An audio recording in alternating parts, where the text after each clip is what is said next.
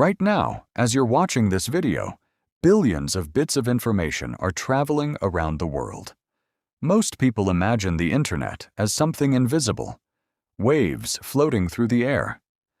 Others believe everything happens through satellites. But let me ask you a simple question. Where is the internet exactly? If you wanted to drive to the internet, where would you go? If every satellite in space suddenly stopped working tomorrow, would the internet disappear? And when you upload a photo to Instagram or save a file to Google Drive, where does that file actually go? The answers to these questions completely change the way most of us think about the internet. Because the internet isn't floating in the sky. It isn't hiding inside the clouds. It's not some magical virtual world. The internet is something surprisingly physical, built from millions of machines, thousands of buildings, and enormous cables stretching across the bottom of the oceans. Today, we're going behind the scenes to discover where the internet really lives.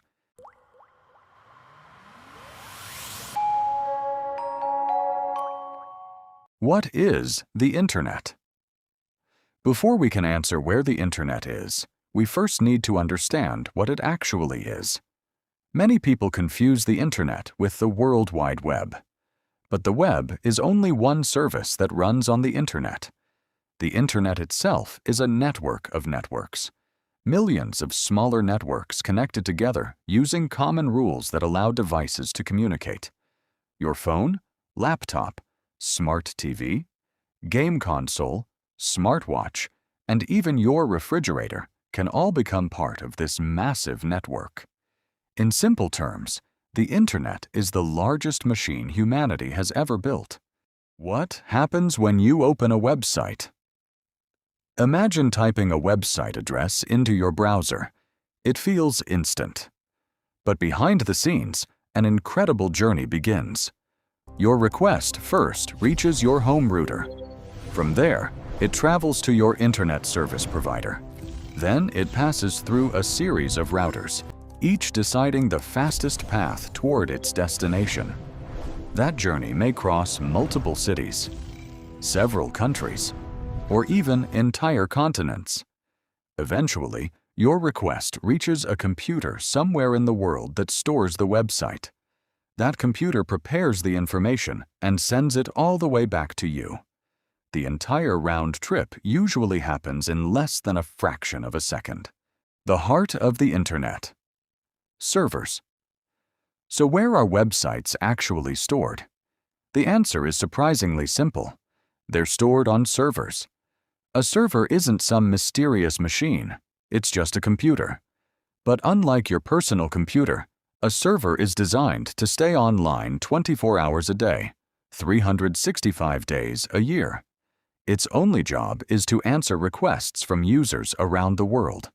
Every time you watch a YouTube video, send a message, open Google, or stream a movie, a server somewhere is working for you. Without servers, the internet as we know it wouldn't exist. Data centers, the hidden cities of the internet. Now imagine placing thousands of servers inside one building. That's called a data center. If you've never seen one, picture endless rows of black cabinets. Each cabinet contains dozens of powerful servers. Massive cooling systems constantly remove heat. Backup generators stand ready in case the electricity fails. Fire suppression systems protect the equipment. Security is often stricter than in banks. These buildings operate every second of every day. In many ways, data centers are the factories that keep the digital world alive. The biggest surprise. The internet lives under the ocean. Here's something that surprises almost everyone. Most people believe the world's internet traffic travels through satellites.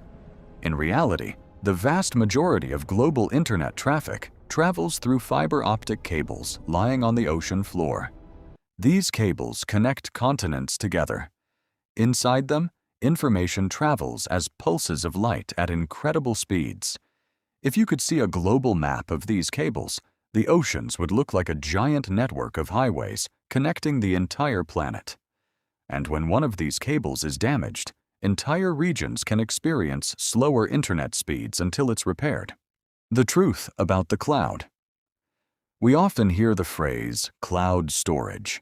It sounds as if our files are floating somewhere in the sky. But that's not how it works. The cloud isn't a magical place. It's simply someone else's computers. When you upload a photo, save a document, or back up your phone, your files are stored on real hard drives inside real data centers. Large companies usually store multiple copies of your data in different locations. If one server fails, another instantly takes over. That's why cloud services are so reliable. Who owns the Internet? Here's another fascinating question. Who owns the Internet? The answer is nobody and everybody. No single company, government, or organization controls the entire Internet. Instead, it's built from millions of independently operated networks that cooperate with one another. Internet service providers, technology companies, universities, governments, research organizations, all manage different pieces of the puzzle. Together, they form the global Internet. The next time you send a message, watch a video, or search for something online, take a moment to think about the incredible journey your data makes.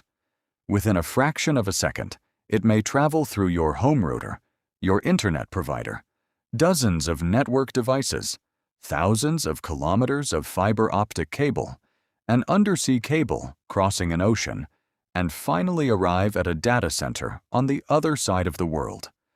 All of this happens so quickly that we never notice it. The Internet isn't magic. It isn't a cloud. It isn't floating in space.